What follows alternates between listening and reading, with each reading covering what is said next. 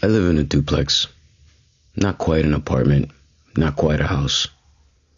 Two homes side by side sharing a wall. It's the kind of place where your kitchen window lines up perfectly with your neighbor's, and the walls are thin enough to hear their microwave beep. My neighbor Alan is odd. Probably in his late 50s, kind of wiry. Always wears a button-down shirt tucked into his jeans, even on the weekends.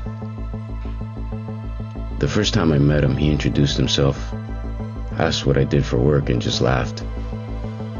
Not because anything was funny, just laughed. It was off, but he didn't seem dangerous, just awkward. We kept things cordial, polite waves in the driveway, a few small chats about the trash schedule. That was it. No red flags. Not at first. About 6 months after I moved in, I started hearing sounds late at night. Soft metallic clicks. The kind the doorknob makes when it's being tested gently. I figured maybe my lock was loose, or it was just the house settling.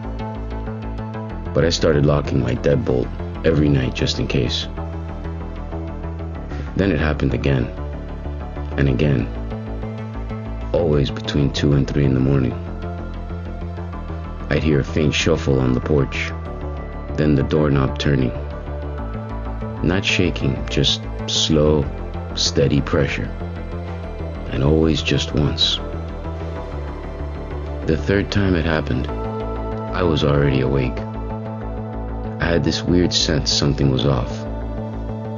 I muted the TV and walked quietly to the door. I stood there for a moment listening. The knob turned, slow, deliberate. I didn't move. After a second, it stopped. I looked through the peephole but saw nothing. The next day, I bought a doorbell camera and mounted it high enough that you couldn't easily see it unless you were looking at it.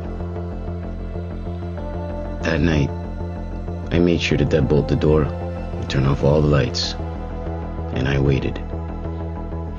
At 2:47 a.m., I got a motion alert. I watched the footage the next morning. It was Alan, my neighbor.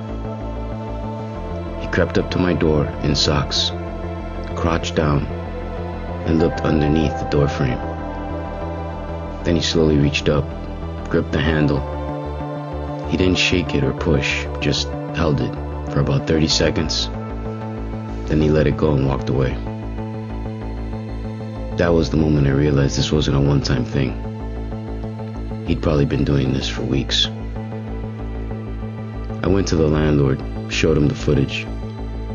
He was shaken, and he said he would talk to Alan directly.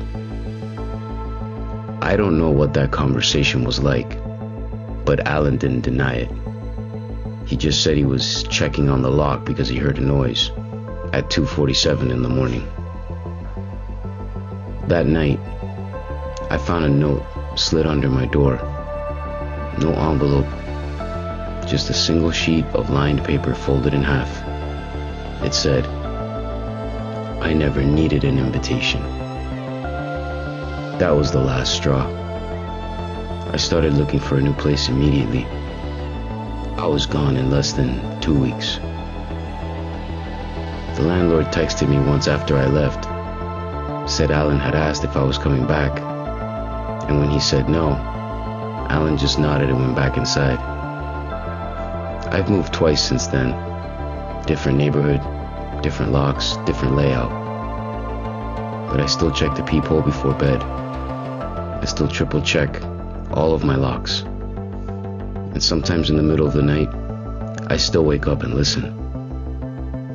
Because I learned something in that house. Not every threat comes through the front door. Some of them are already on the other side of the wall.